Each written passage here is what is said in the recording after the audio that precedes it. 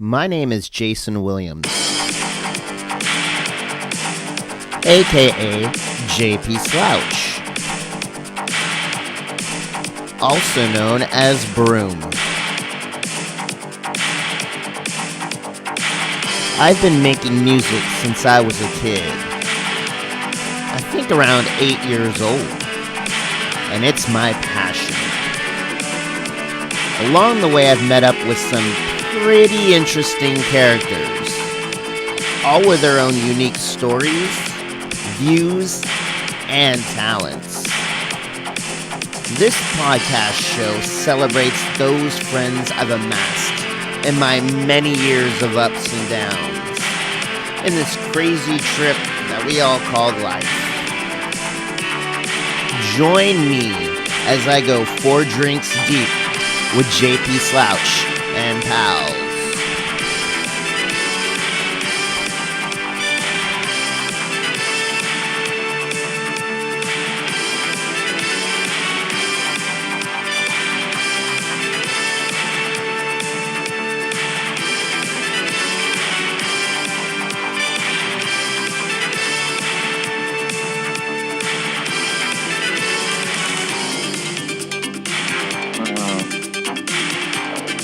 You got it going? Yeah, I went back and started it again, I guess. Nice. Dude, so what's up, man? How's it going? Pretty good, man. Yourself? Yeah, living the dream as always. Getting 4 drinks deep. You know how I do. Oh, what is that? Honorable villain. Hell yeah. Nice, nice. Yeah.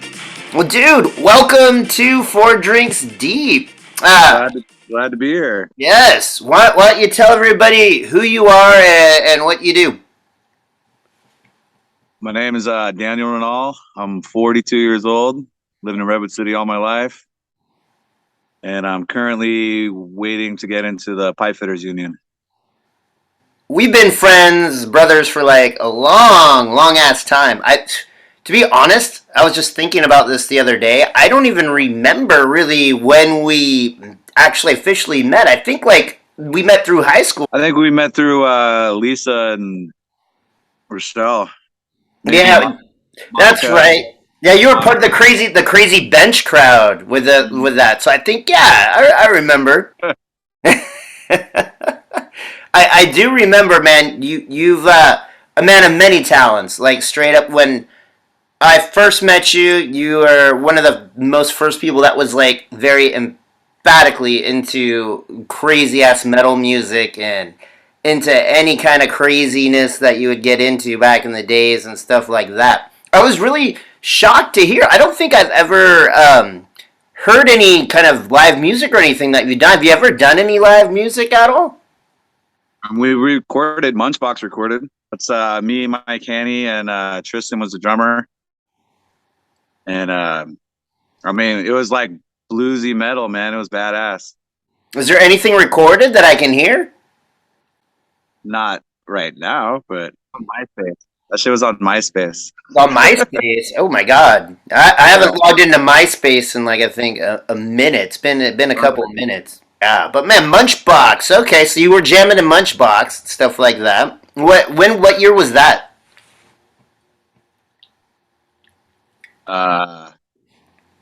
At least 15 years ago.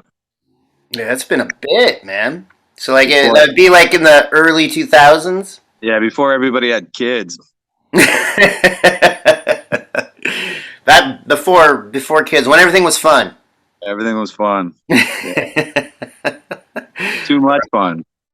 Yeah, well, dude, we definitely had too much fun together, man. We've been partying since circa early 90s, man. Like from Woodside days and everything on in between and everything.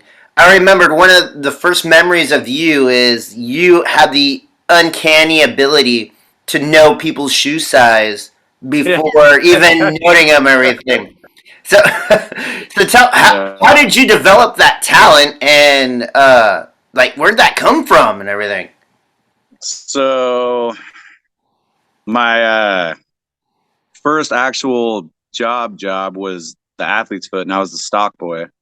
I actually had to get that job because I got arrested like second day of high school, and they're all like, "Oh, you better get a job," and I was like, "What the fuck? So you got Not go to arrested school?" on the first day of high school. You got arrested. Second day, Second day, okay. First day would have been ludicrous, right? right? So what happened with that? So I got a job at the Athlete's Foot, and I was a stock boy, and like I literally would only go to school till lunch, and then work 1 to 9. So while you're at school, you were working in athlete's foot. Yeah, So that caused you to have some good skrill as a kid, probably, and going to high school and everything like yeah. that. I mean, and I sold weed. But I remembered, man, like there was really good like music going around, especially in the '90s. Like it seemed like there was a lot of cool like local bands and a lot of Absolutely. like bands that were going around and everything like Rage that. to Satan and Carb and Cheese and the Melvins. Yeah, dude. Hell yeah. And Munchbox, you know. Lunchbox. You Lunchbox know what I mean? came a little later. Totally. But going back, wait, why were you arrested on your second day? You didn't say. Weed. Okay, so that was before. It's good to see you learned your lesson.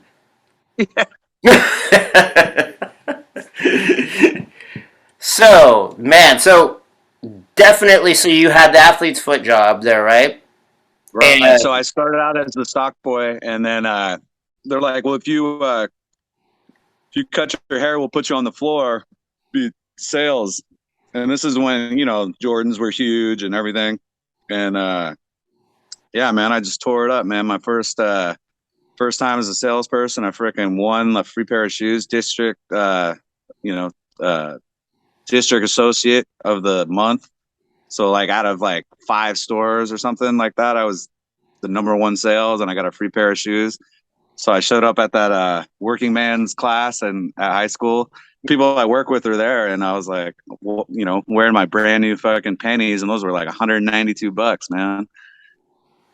And just from there, man, I just fell in love with shoes.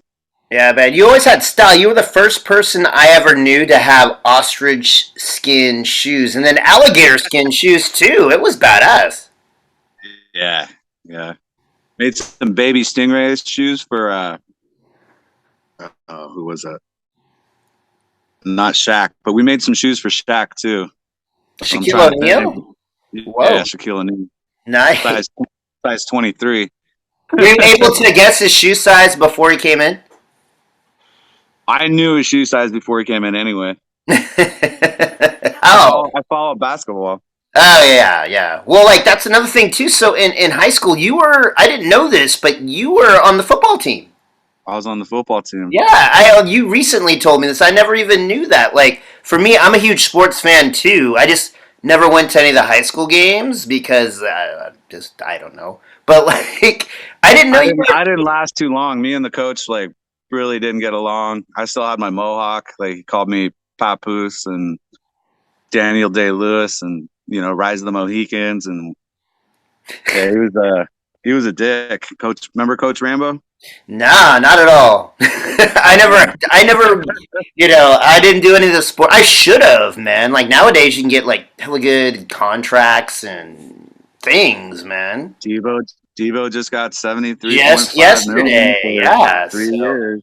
And for me, it would have made sense because I'm a huge sports fan. You're a huge sports fan. Everything. We're pretty good at sports too. I've I played against you at sports and stuff, playing basketball things, and you're pretty solid at what you do. What did you do in football? What was your Oh, the position? fullback. Fullback. All Fullback. right, nice. So you're on the offense.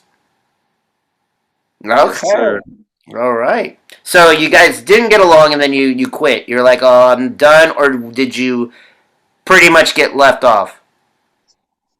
Yeah, it kind of faded away. Like there was a lot of animosity between me and the coach, and I just really didn't want to deal with that shit. So I also was having trouble getting a uniform. So, you know, it is what it is. They never got you a uniform or anything? I never got a uniform. That's pretty jacked. pretty jacked.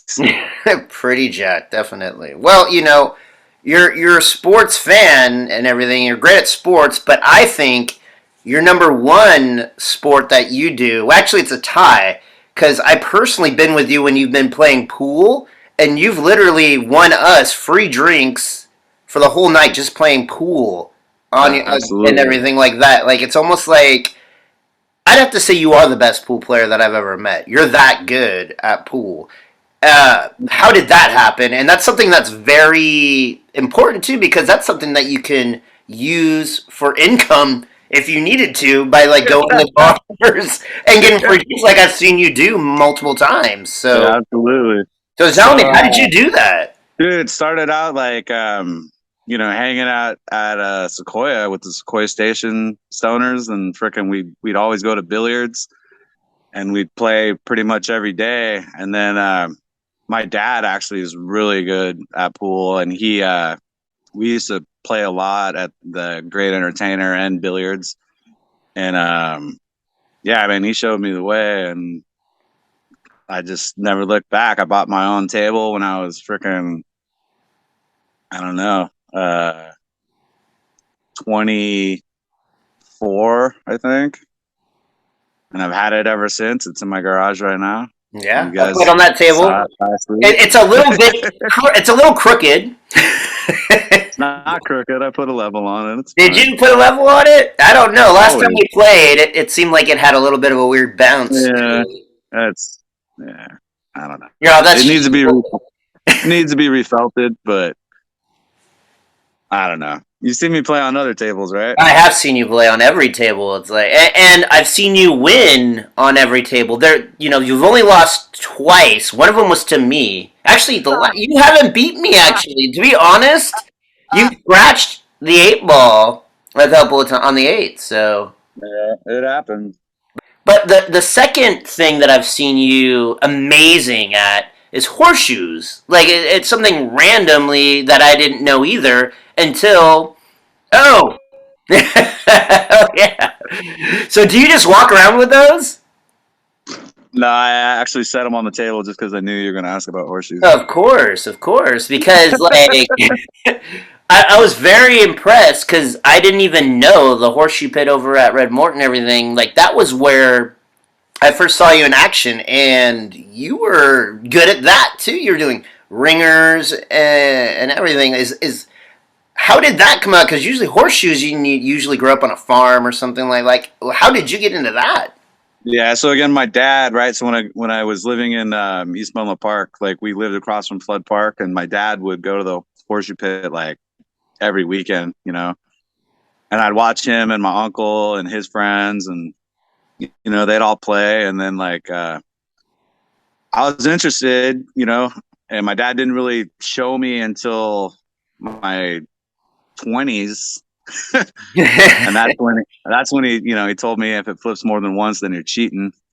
And then I meet all these people that flip it like 20 times, and I'm like, okay, whatever. But my dad's initial teaching of the one flip just opened up a world for me, and I love playing horseshoes. I try to go twice a week, and I actually like buried my dad's ashes in the horseshoe pit, I was there. That was beautiful. And then and I threw a ringer right there on top of it. right after that, that was probably one of the most miraculously awesome things I've seen. After we took a sip of the Jack, what wasn't it Jack? Still more do. A little more dew, and we poured it right into the pit. And you're like, I'm gonna do a ringer because you were hammered, and we Yeah. were all hammered too. And I was so hammered where I was like, oh, he's gonna miss this, and he's gonna remember he missed it. Oh my god! And I felt bad.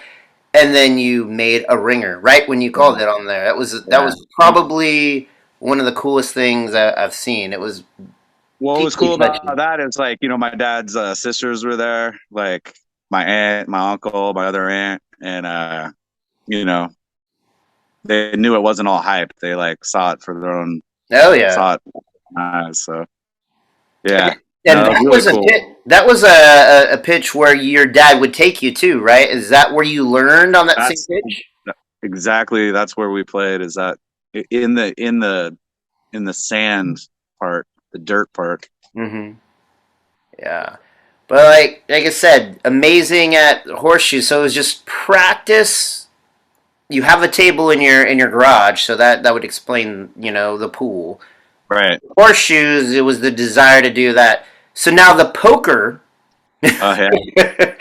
So not that many people think that poker is an actual Sport. sport, but it's starting to become a sport, and I'm starting to see it because I used to play, back when you and your dad used to play poker, and I Right. would go over there, and I would pretty much have to say it is a sport, and I wasn't that good at it because you guys were racking up everything, you two, on that Yeah. again. So Yeah. yet again, amazing at the sport with that. Was that something that you think is a sport, and is there a certain way that you don't have to give away your secrets, but what would you tell somebody that's not so much into, like, not into, but I'm saying not that well at poker? What kind of advice would you give them on playing? You just gotta, you can't look defeated if you have a bad hand. Obviously, you gotta like keep a straight face no matter what hand you have, and like that way you throw them off. Like if you're bluffing, you keep that same face as if you're fucking, you got full house like on the flop or whatever. Like you just can't let nobody know. I actually played a tournament when Drina was pregnant with Danny. We went to Vegas for my birthday, and I played a tournament. And I won that tournament. Yeah, and that was awesome. I mean, it was only like 40, 50 people, but it's double elimination. So if you lose twice, you're out. And I freaking ended up playing for like almost 9 hours, and I won. And the guy who I won against was actually, it was his birthday too, which was crazy. Like it was his birthday going into midnight. So he was April 18th. I was April 17th. We started on the 17th and we went past midnight. So ended up in the 18th. And then me and that guy actually went and played blackjack for like 4 hours. And on top of the $550 I won, I won like another 400 in blackjack. And I went back to the room and I just showered Drina in poker chips. So was that the most you won in poker or gambling and everything like that? Yeah. I've gotten up there. Like I've had a couple, $1,000, and I've never done the World Series of Poker or anything like that. Maybe one day I'll be interested, but I think you'd be able to do that. You're pretty good. You're pretty I'd good at definitely it. try. I would definitely try. So you'd say it's all about just kind of like knowing, like, the bluffing kind of thing, like making sure you You always gotta don't get you too gotta high, know don't your get too hands, low. and like you gotta know your hands and know when to make a move. Like if you're like under the gun and like somebody's raising and you have like a mediocre hand, like it's probably you probably get out, because like not everybody is worthy of bluffing. You know what I'm saying? If you think they have it, they probably have it. So If you think they have it, they probably have it. See, that's yeah, what screwed me up last time I was playing. I was like, oh no, they're bluffing. I'm gonna definitely go and try to get this, but no, they had yeah, yeah. it. You think they have it, they probably have it. Yeah, yeah. But dude, some of the best advice that I ever got from you is from horror films. Like, I trust your Absolutely, recommendations. Yeah, because absolutely love horror. Love yeah, horror. you're just like me, where I think we like the similar kind of tastes and everything like that. What was your first like introduction into horror and stuff? Because it had to have been young, right? Because Yeah, we so I saw The Exorcist when I was 5, and my parents didn't know, but I was watching around the corner, and they actually took us to the drive-in, and I saw Nightmare on Elm Street at the drive-in, which was we didn't go to see that, but I watched it, at the side theater,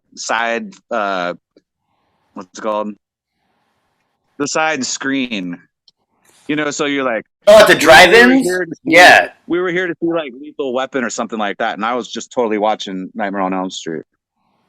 dude, You that's know what I'm awesome. saying? Yeah, like because it was over to the left and you were there Right. all watching that. Yeah, you just couldn't Exactly. hear it. I couldn't hear it, but way more interesting than Lethal Weapon.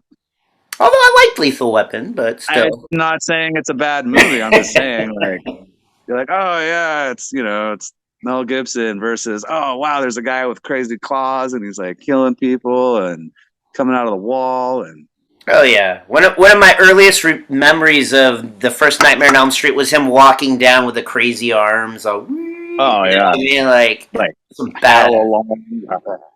Yeah, it's bad. I love Nightmare on Elm Street. It was really cool, definitely, and also Exorcist, like friggin' crazy. I've noticed recently you like started collecting figurines and things like that too, and that's something that I used to do back in the days. That like I had Yeah, a ton and all that. yeah. Like, and it seems like you recently restarted doing that. Like, what got you back into that? So this is really sad, but so like I was a huge freaking Spider-Man, Spawn, whatever collector in high school and stuff like that. Like ever since I was a kid, I love Spider-Man. I actually have him tattooed on my arm and Venom on my leg. Spider-Man. Venom's kind of hard to see. I don't know if All you can. right, all right. But anyway, so I kept collecting all throughout high school and in my 20s and 30s even, and I you know met Drina and we moved, and I put everything in a storage unit. And then one day I was watching Storage Wars, a couple years later, and I was like, oh my God, I have a storage unit.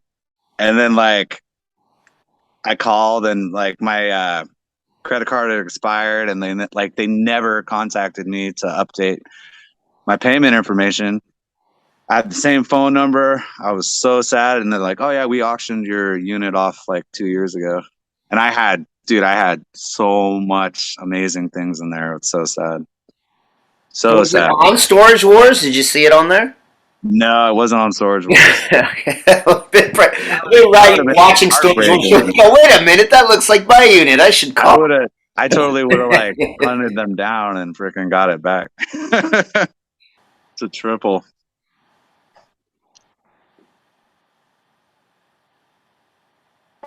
Whoa. Alpha acid, hazy triple. A lot of times I look to you for certain things, like, with movies, TV shows. But then I realize also, dude, you're a food connoisseur. You're really good at knowing what's good in the areas and stuff too. You're kind of one of the go-to people for like, the best tacos are here, the best burritos are here, the best sandwiches are here and all that. I take my food seriously as hell, with my recommendations and everything like that. Right, I know you do right. too. How did you get that whole thing with like what you describe as what you do, and how do you process it, and how do you do it? Jeez. I don't know. I guess I'm picky, and if it's not good, like if I can cook it better, then I'm not gonna go there again. If I eat a meal and I'd be like, oh my God, I could do a way better job than this, then I'm obviously not gonna recommend that. And you are good. You cooked lobster on your grill. Yeah, yeah, it was good. It's hella good. 18 lobsters, lobster tails. Well, I wanted to, like give a little payback to all my friends that freaking feed me and help me out and freaking, the are you asking like why did I put it on the grill? Put everything on the grill, man. So you said jerseys, right? And Will Clark. Speaking of Will Clark, his number got retired this weekend. One of my Awesome. favorite old school Giants players. Absolutely. You also are a fan of the Giants and 49ers and everything, and you have some amazing jerseys and everything that you got in your house. I've seen them. You have the Kittle Gold. You know what I mean? Like, you Yeah. got some really Yeah. cool shit in there. Like, are you a collector? You would think of that kind of style as well, or is that just something that you just do it just to get randomly and wear? Because you said you like shoes as well. Is Yeah. the jerseys also another thing? No, I just kind of like to represent my teams, I'm not really collecting them. I wear everything I have. So, Mm-hmm. you know, What's your favorite Bay Area team? Niners, absolutely. All I used to right. watch them practice at Red Morton. Hell yeah, right down the street.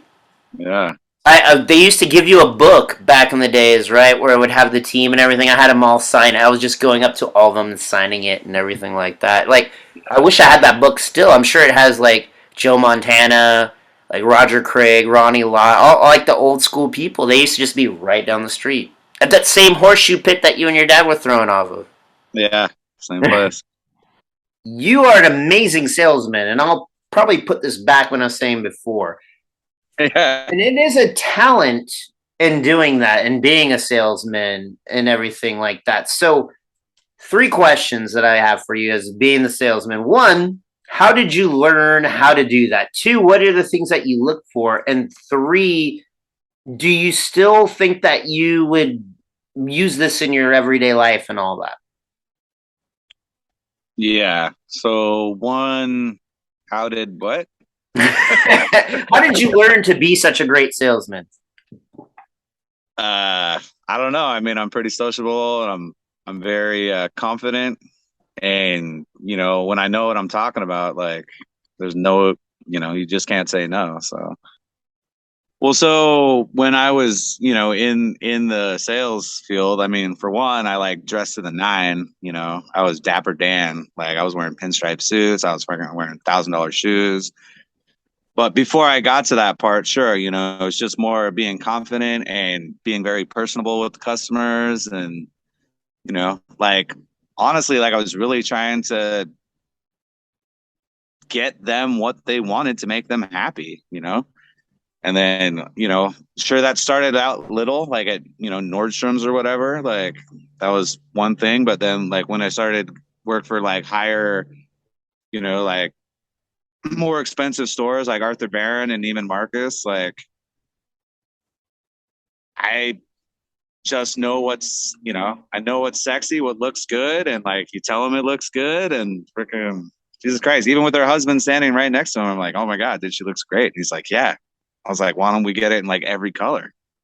Why don't we get it in every version that's possible? Because it fits her foot, she's comfortable, she likes it. If she feels sexy, it's just gonna make her happy, and then that's less work for you to do. So So, you think dressing is an important part of it too, right? Dress the part. absolutely. Absolutely. Yeah. Like I said, I was wearing, ostrich shoes and frickin' three-piece suits, pinstripes, huge, and just, yeah, just if you know what you're talking about, and like, yeah, like, so she walks up to me and I was like, oh, I don't even need to measure your foot because I know what you are. And I just bring out like 12 pairs of shoes, chances are she's going to get like at least four of them. No, no, I think it had to do with selling drugs in high school. So your first job was that, right? Yeah, yeah. And so how did you learn from that?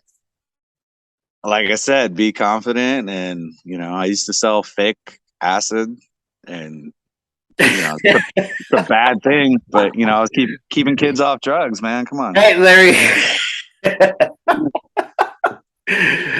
I knew I Banana had a peels. knack for. Banana. Did you ever? Okay, I heard a rumor. I heard a rumor that Oh, you sold banana peels to somebody because you said that they would get them high, and you sold it to like someone. I'm not gonna name their names, but you sold it to somebody. no, I never And sold banana you peels. never sold banana peels. Okay. That's a lie. I sold binder paper, pretending Binder it was paper. pretending it was blotter. I don't know, man. They were young kids, man. Like, I was like, wow, like, you shouldn't even be showing up at my doorstep, but here you are. And the sad thing is, they came back the next day wanting more. So this was yesterday. Yeah.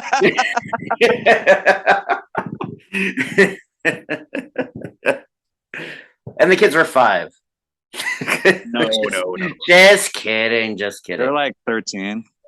But that again, amazing salesman. It wasn't like, you told them anything. They wanted to come back because they wanted to buy from you because they trusted you, right? Right. And they apparently they they tripped out on that binder paper.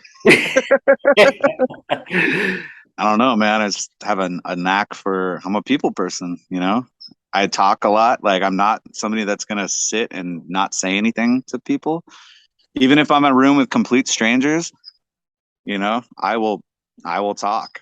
I'll be like, hey, what the fuck? I mean, if it was just one other person, that's kind of weird. But I would just be like, hey, man, how's your day going? I don't know. What the hell? I think, like I said, some of the funnest times I've had, like, you know, the random bar trips with you. Like I said, amazing at pool. We've met a lot of people through you playing the pool tables and everything, and just randomly playing pool. You have the knack from like sports. You know, you know the sports teams. You're a rabid fan. You can talk.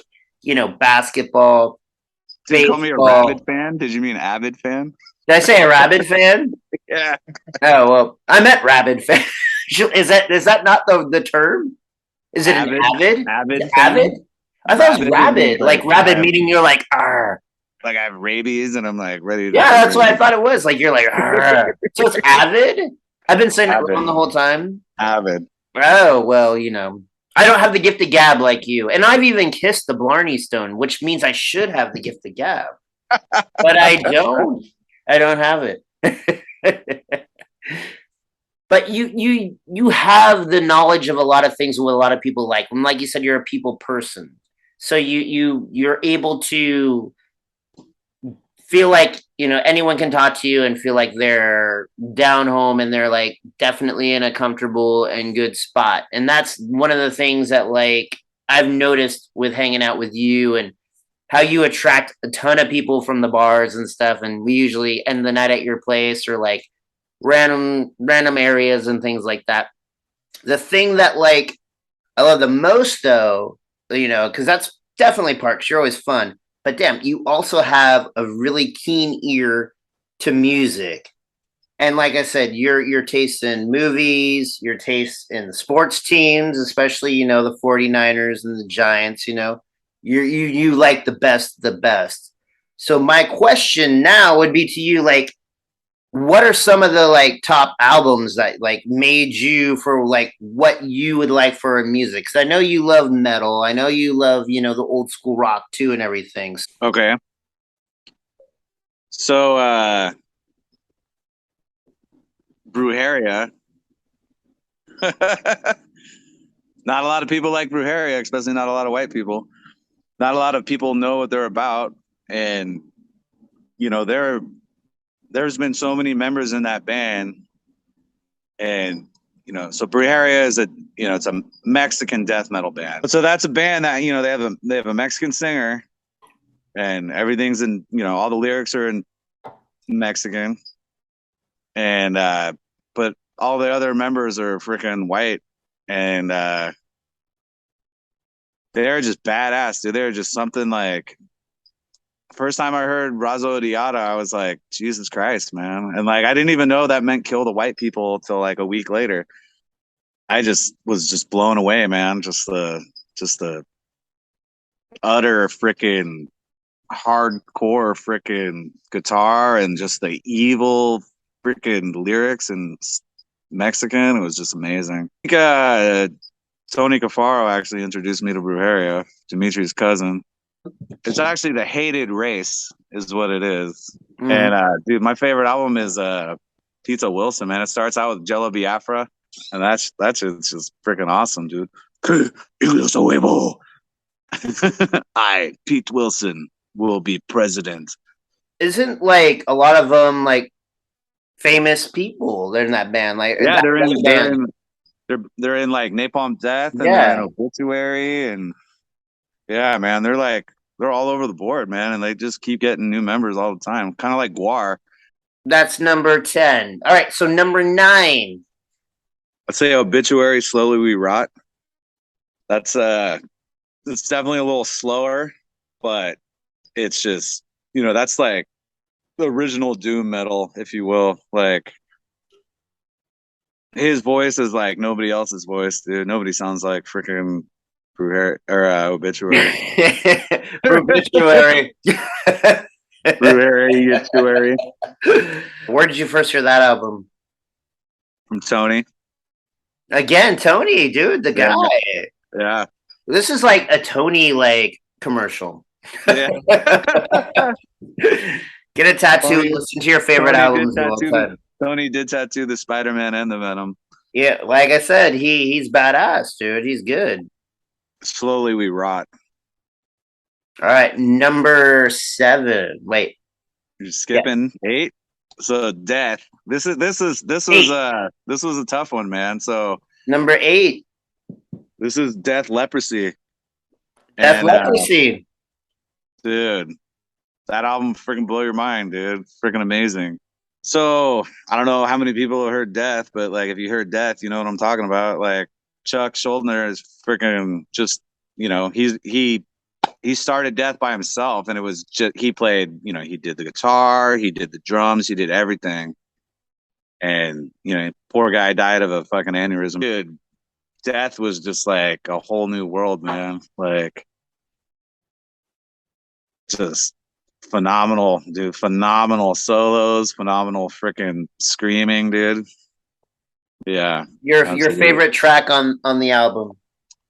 So, I mean, I first time I saw Death was on Headbangers Ball when it was yeah, first time I heard Death was The Philosopher off of Individual Thought Patterns, and it was blew me away, man. Freaking.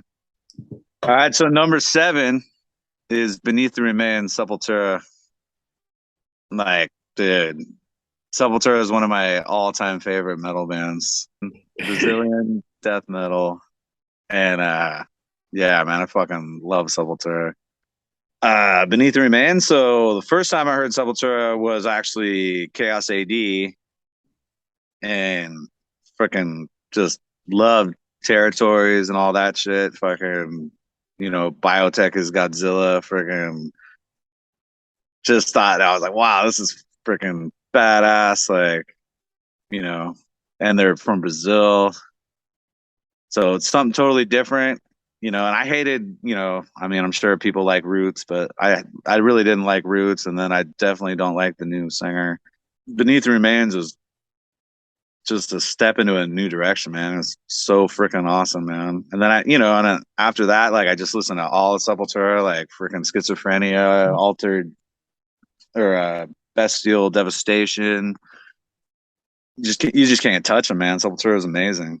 All right, so number 6. It's gonna be Deicide with their self-titled album Deicide, because Dead by Dawn is like just a staple in every metalhead's life, man. Like if you've seen Evil Dead, Dead by Dawn is just a fucking nightmare song. And actually, dude, I saw that they actually wrote that song in the 80s, which is crazy. I think I sent it to you, like a video. They were like on like, like KQED freaking live, like freaking show. And like, they had a different name. They weren't called Deicide yet. Do you know what they're called? I did until I had this beer. Oh, they were called Amon. Amon. Okay. Is that where Amon Amarth, you I think? don't know if that's where they came. Maybe they stole it, but Yeah. yeah. Hmm. But Amon was, Glenn Banyan and the original members of Deicide. So, but yeah, that whole album freaking kills it, dude. Just got just the evilest, most. Yeah, I mean, I have some friends out there that hate satanic shit, but like, yeah, that shit's just satanic shit that makes sense, man. That shit's perfect. So number 5, dude, we're going Number back to death. 5. Number 5. That's Scream Bloody Gore, dude. And again, dude, that's just Chuck was just absolutely amazing, and like the music on that is just like, it introduced it, because of that they could make Leprosy, and then just Perseverance of freaking just amazing amazing guitar, amazing bass, drums are amazing, and then Chuck's scream, dude, and like Evil Dead was just like absolutely mind bending, soul penetrating. Beyond the Unholy Grave was just epic, dude. I heard that. So, like, again, that goes back to Headbangers Ball. Like, after I heard freaking the Philosopher on individual thought patterns, dude, I totally got into Death, dude. Like, they're just badass, dude. And, like, it could be argued that Leprosy is better than Scream Bloody Gore, but Scream Bloody Gore just fucking sits right with me, dude. Just absolutely amazing. You gotta watch the movie called Death by Metal, and it's a story of death and Chuck and everything. Five deep. Five deep. Five deep. Five deep. HAP. You're only on your second, no? This is my third, but I've had this is 10.5%. Like I said, it's supposed to go 4 per each segment, and we usually do about 4 or 5 segments. So yeah, well, I shouldn't be drinking triples then. We're gonna get to the last segment, and we are on number 4, Cannibal Corpse, Butchered at Birth.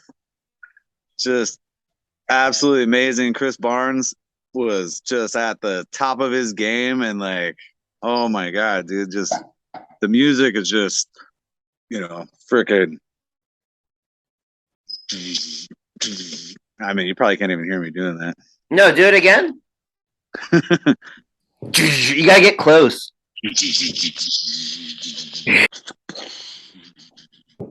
Yeah, dude, Vomit the Soul. They have Glenn from Deicide come on, dude, and that song is just fucking ungodly in every way, dude. It's just so amazing, dude. And I, whatever. I kind of hate Corpse Grinder. I miss Chris Barnes. And here's a notable favorite album is definitely Haunted by 6 Feet Under. Their first album was absolutely freaking amazing, dude. We're on number 3. Or are we on 4? No, we're on 3. All right.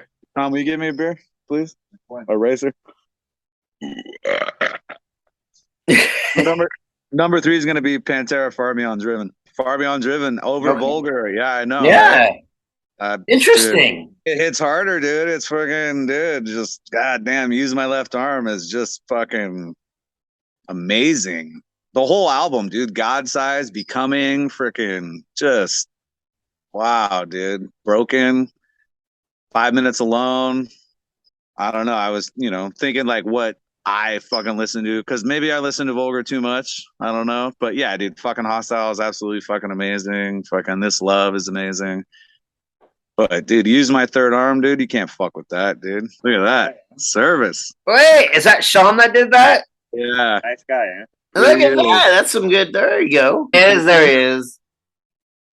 This is my Uncle Sean. I definitely want to get you, Sean, in your top 10 one of these days. Nice. I doubt that. Really? We don't need to talk about that on this. Right. That's true. That's true.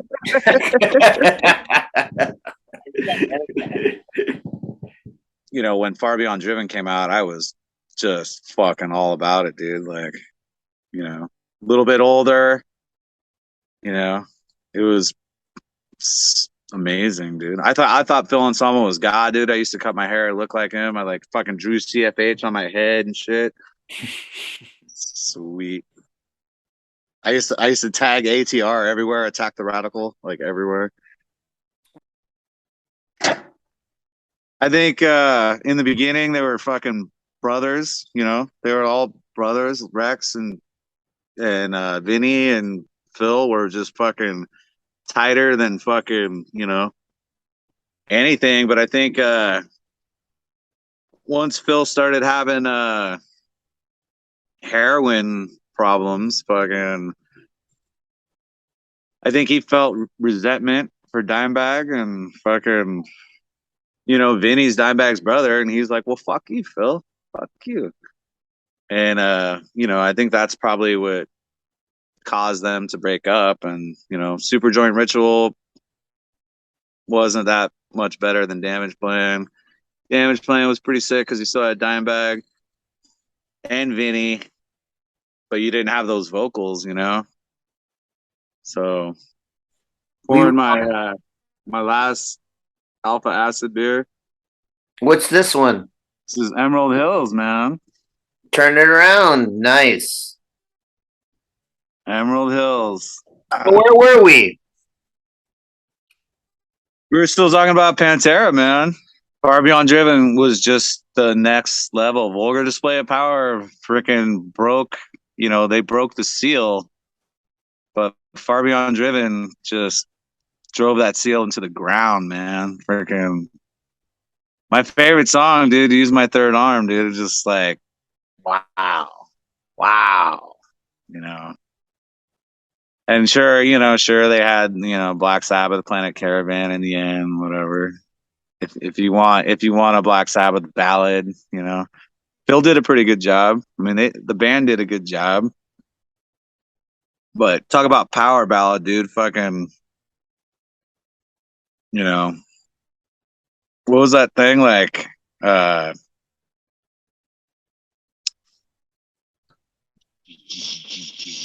gotta do it louder. Do the lyrics. But in water scent, it's like a raping without judgment. Boy in a bucket, balls in a bag, serve and protect you. His dick, his gun, his brain, his badge. If that's the way to kill them all, it'd take too goddamn long. Absorb the balls to break this day. My neighbor's outside. Is he like, are you killing someone over there? That fuck to show him up. Equal is displeasure now. Stab his ass with minor pass of what the fuck we live for. Ourselves. Number 2, man, we're going back to those boys from Brazil. That's going to be Sepultura Arise, man. Sepultura Arise is like concrete foundation in any death metal fucking planetarium that exists. Dead Embryonic Cells, Arise itself, like Jesus Christ, like so many good songs. The whole album again is just masterful. It's a little bit of a journey, I would say, that album, right? It's absolutely a story. It's totally a story. Yeah, I would agree. Max and Igor again. And if you want to ask me like where Arise came from, why I like Arise so much, so I saw Pantera, Sepultura, and Prong in like 2005 maybe, and it was one of the best shows I've ever been to, man. I mean, I was proud. Unless it winds up you getting arrested. If you got arrested, don't tell the story. Yeah. Yeah, that usually only happens at Slayer. Which I'm surprised there's not a Slayer in your top 10. No, well, I'm gonna give you my right. So it was at San Jose. It was at the event center. Pantera was a headliner, but Sepultura freaking gave them a run for their money, man, because they played Arise and Beneath the Remains and half of Chaos, and it was just freaking one of the baddest pits I've ever seen ever. And you usually are in the pit. I've been to lots of concerts with you, and I'm, even as late as 40s. Like we're in our 40s, and I'm like, I'm gonna sit in the back. You're always like into the pit. In the pit like all the time, and all my friends, I'm like, God damn, you guys are a bunch of pussies, man. Come on, we're 42 years old. You should be in the pit, man. I'll break a hip. You're only as that's what Joey said at Slayer. Well, and then I feel bad, like if you go in the pit and you really get all crazy, right? You go and you're, and then you look down and there's this 10-year-old that you just punched in the face and he's lying on the ground with blood all over and you're like, oh, it's not the way it used to be. It's scary. It's scary, absolutely. Speaking of that, we'll speak upon that. How about at Sepultura, right? It wasn't Sepultura exactly, but it was Calaveras Conspiracy, and it was Max and Igor playing Arise and Beneath Remains, and I got kicked out on the third song of Arise because I freaking apparently speared an 18-year-old kid because he was trying to do my little gig. Like, what I do is when the pit ain't going, I freaking get down on my knees and I start praying like this for somebody to hit me. Just come on, somebody get something, somebody touch me. And freaking he did that. And so I was like, oh man, that's an invitation for me to just go freaking throw him to the ground. And apparently, security didn't think it was the way. And, if you're here, man, if you see this, I'm sorry. I thought that's what you wanted because that's what I want when I'm doing that. Yeah.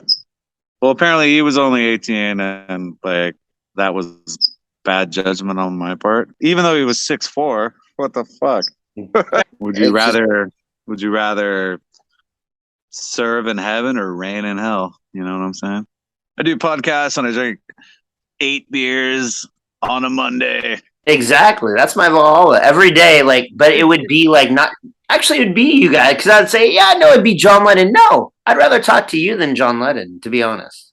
Like, I'd like to talk to John Lennon, but, Yeah, but and then I'd talk to you. I'd like to talk to you because you know what? Like, I don't know John. I'll talk to John Lennon. Maybe I'll be disappointed. I know. He'd be all about Yoko. He'd be all, yeah, Yoko, she was the real reason. I really like Cry Instead, actually. And I've sang it at like 5 weddings. And,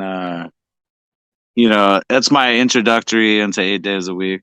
5 weddings? Wait, pause. 5 weddings you've been to? 5 weddings, yeah.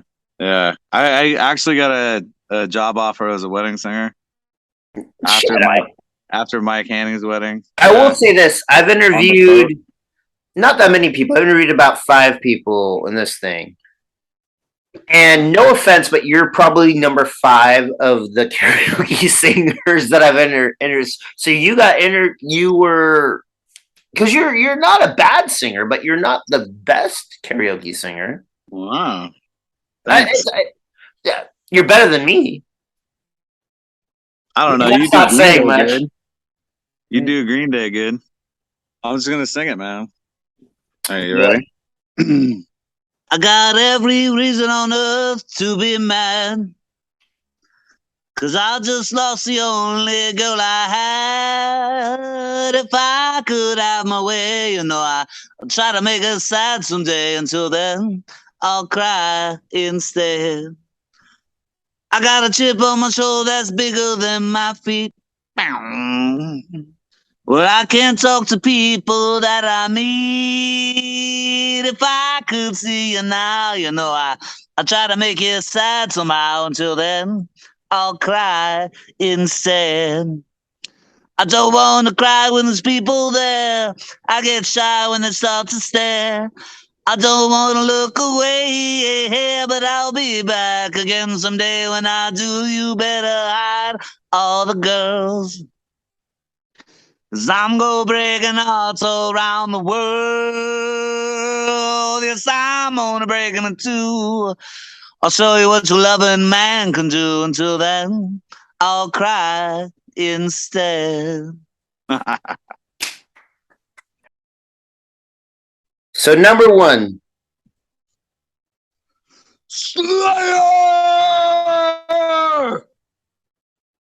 Decade of Aggression.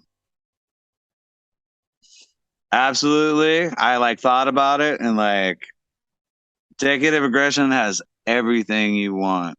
It starts out with Hell Awaits and it rolls right into fucking Rain and Blood, and Jesus Christ, that is the most amazing Slayer album ever. All live. Skeleton Society,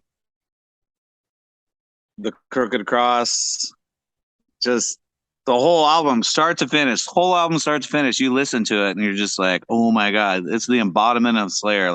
It's before Diablos and Musica and fucking Divine Intervention, but it's the big four, like four albums, like being Hell Awaits, freaking Live Undead, fucking Rain and Blood, Seasons in the Abyss, South of Heaven, which is 5. So Live Undead is actually just live music from Hell Awaits. So. I mean, I've seen Slayer, I don't know, 14 times or something like that, and it's always start to finish, Rain and Blood, start to finish, and if you're lucky, you get Hell Awaits. And I mean, I saw a lot of Divine Intervention, which is a great album too. It's just like way different. It's definitely got some heavy ass songs, dude. Freaking obviously. Yeah. Slayer, dude. Slayer is amazing. How about notables? Notables, man. Notables. Tool, Notables. Give me some notables. Tool. I mean, it's called Undertow. Right. Sober is a freaking brilliant song. Prison Sex was amazing. Freaking. Here we go. Absolutely. Rage Against the Machine is another notable. Yeah. I saw him at the Battle of Los Angeles, and that was freaking badass. And I actually saw him at the Not So Silent Night with Wu-Tang, and like the first time it was like Cypress Hill, Far Side, Wu-Tang, freaking Rage Against the Machine, Cypress Hill. Super badass show, dude. What's another notable?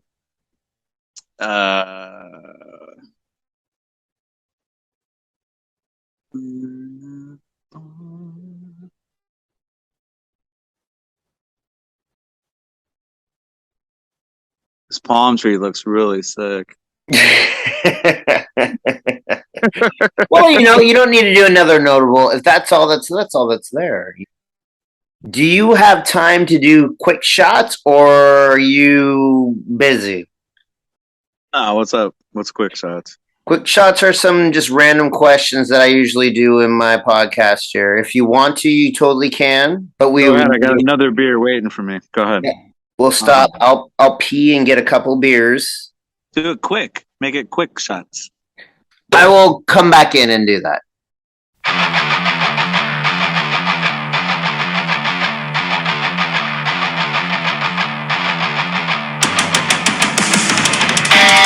JP SLoUCH here for Jenn's Metal Tea.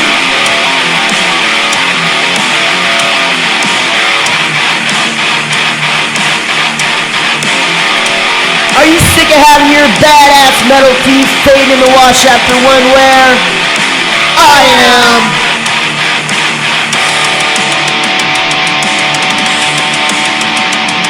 Are you tired of seeing the same old shitty band tees that only posers wear to make themselves feel like they're part of the scene? I am.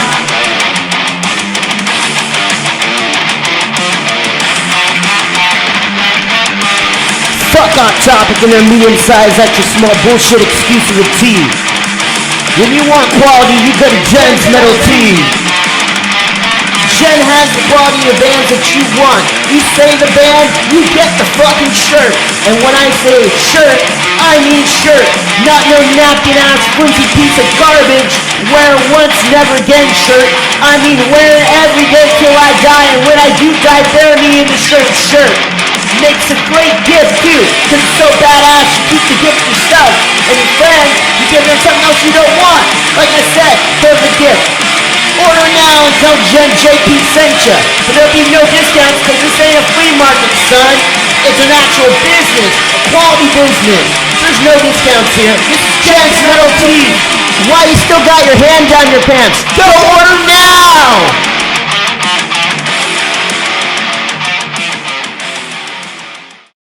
All right, Dan, you ready for quick shots? Here we go.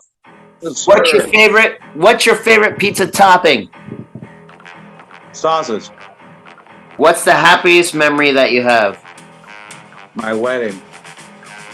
What's the most important lesson you've learned in your last relationship? Don't cheat.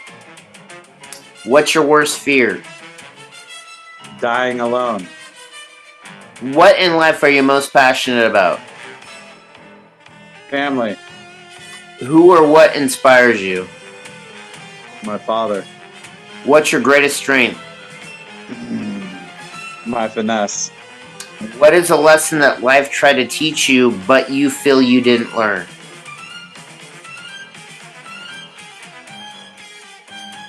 Cheating. Who or what do you think of when you think about love? My ex-wife. What in your life do you feel the most grateful for? My son. What is a life lesson that you learned recently?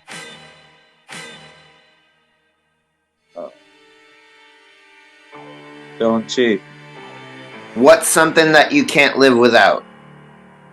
My son. Is it more important to you to love or be loved? To love. What is something you would do if you knew you wouldn't fail at it? Learn Mandarin Chinese. Is there anyone in your life that you wish you had a better relationship with? My brother. What gives your life meaning? My son. When was the last time you cried and why? My dad died. What is one trait about yourself that you absolutely love? I'm sick as fuck. What is a quality that you have that you try not to let others see? I'm very humble. Do you think... Sorry, do you think it's better to be loved or feared? Depends on the situation. What is the greatest challenge you're facing in your life right now? Getting a new career, passing the steam fitters test. How can I help you out in that? You could quiz me on adding and subtracting fractions. I have a book. What are 3 words you would use to describe the last 3 months of your life? Huh. Pretty fucking cool. What is one thing you would tell yourself 5 years ago? Don't join the Tuesday bowling league. What would you be doing for work if not doing what you're doing now? Working. What's something about you? What's something about me that really irritates you? You kind of think you know everything about horror. Because I do.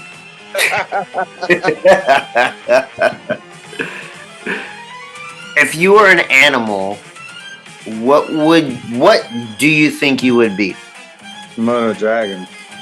What's the most embarrassing thing you've done recently? I cheated and lied and said I didn't cheat, and then that chick I cheated with freaking called up the chick I was with. Is that what happened? Twice. Yikes. If you were invisible for one day, what would you do? Invisible? Invisible. You said visible. If you were visible for one day, what would you... If you're invisible for one day. I would spend a day at the bank. What song will you be playing in 20 years that will make you feel old? Rain and Blood. Have you ever done what you thought was the right thing with catastrophic events? Yes. If you knew you were to die soon, what would you do? Sign everything over to my son, Andrina. Is there anything that's too serious to joke about, and what would that be? My dad's cancer. If you had a time machine to go back to any time period, where would you go and why? I would go back to my 21st birthday and not go to jail.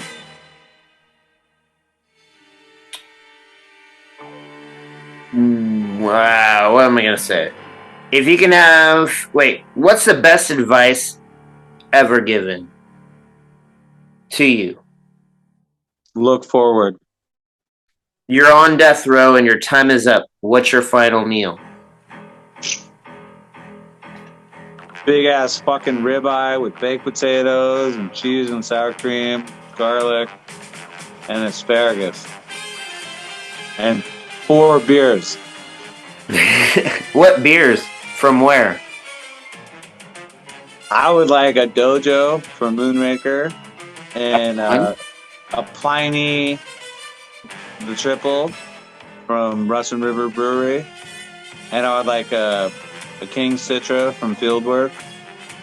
And I would like a Budweiser from Anheuser-Busch. Yes. What was your loneliest moment? When I lost all my grandparents and parents.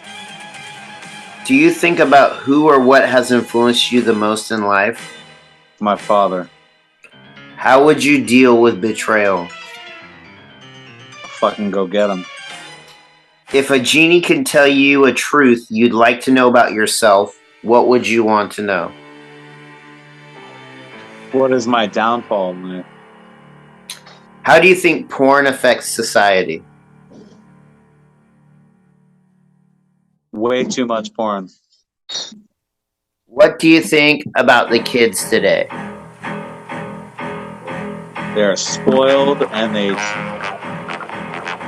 Oh my god. They're scared. Because all the shit on the internet. We used to ride our bikes. Dude, I had a BMX bike. I you know what? When I was my son's age, I stayed out till like 10 o'clock at night, you know, every day, playing with the neighborhood kids. Stranger Things on crack. We were freaking awesome, dude. Kids nowadays, man, they got phones, man. They're scared, man. They're in home by like 8 o'clock. I think it's ridiculous. Parents are ridiculous. They are absolutely spoiled. Yeah. Just We that. didn't have phones. We don't have anything. We don't have phones. We don't have anything. You know how we found our way home?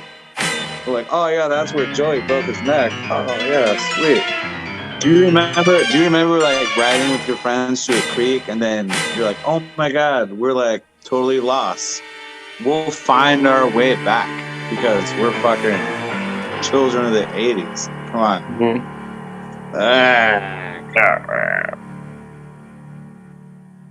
Dude, Daniel. Sir. Say it in. Thank you so much for kicking it with me tonight, brother. Absolutely, man. Is there anything else you want to say to the audience? Say, you know, you guys better stay away from monkeypox and, you know, I hope we all survive COVID again, whatever. But Niners, baby, Niners! Debo Samuel just got signed.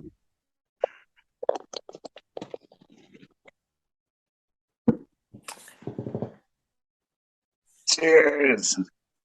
Hell yeah, dude. Well, again, thank you so much for taking the time out, dude. I appreciate it.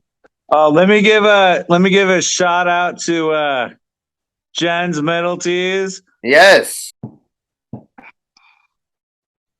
Cheers.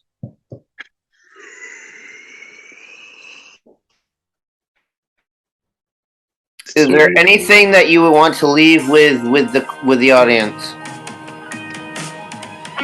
If it ain't broke, don't fix it. And with that, thank you very much, Dan. Again, one of my amigos, bestest friends, for sure a pal, amazing human being. Thank you so much again. Sweet. All right, man. Good night. And then I'm gonna again call you one last time just to touch base. Tonight? Tomorrow. Oh, okay. Alright. Because you gotta go to bed. Because I got so much to do. Oh yeah, are you busy? Why don't you come over and play pool? Well, dude, how about I call you in like a minute? Yeah, no worries. Alright, bye. Okay, bye. Not dating any crazy chicks anymore. I want a fucking substantial life with awesome chicks. Sweet. You have a good night.